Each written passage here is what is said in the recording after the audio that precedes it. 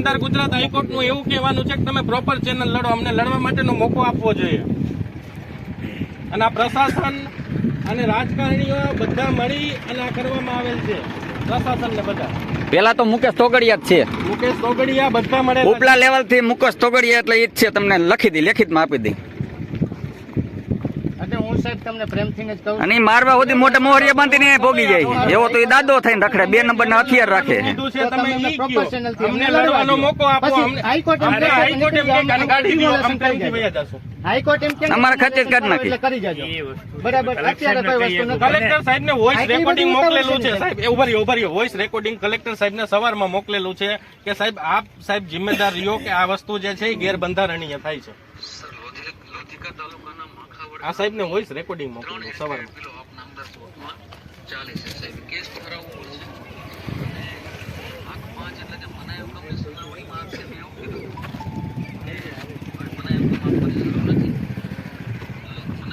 આડો ફોન લાગ્યો, લાંબા શૂટિંગ ઉપરનો લાગતો.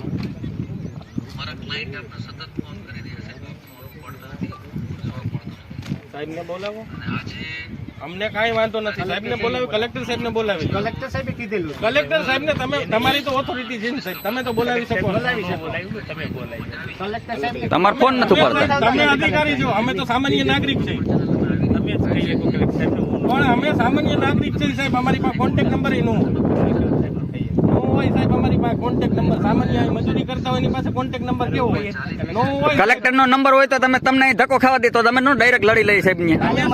અમારી એની સુધી લાગુ હોય તો સાહેબ ને બોલાવો તમે, એટલે પ્રોપર જે કરવું હોય એ થઈ શકે. કાલે કલેક્ટર સાહેબે મળવા માટે ગયા તો હું કે સોમથી ગુરુ સુધી મળી શકું, તમને ન મળી શકું. આવી કઈ ઓથોરિટીઝ કલેક્ટર સાહેબ ને કે સોમથી ગુરુ સુધી મળી શકે? અને પિટિશન માં આપણે કેસ પ્રાઇવેટ હોય એટલે કલેક્ટર જમીન બાબતના કાર્યવાહી કરશો તો કલેક્ટર સાહેબ, મામલતદાર સાહેબ એ બધા જિમ્મેદાર રહેશે અને પ્રશાસન જિમ્મેદાર રહેશે. સોમથી ગુરુવાર જ મળી શકીએ, બાકી અમે તમને ન મળી શકીએ. કેમ ન મળી શકે સાહેબ?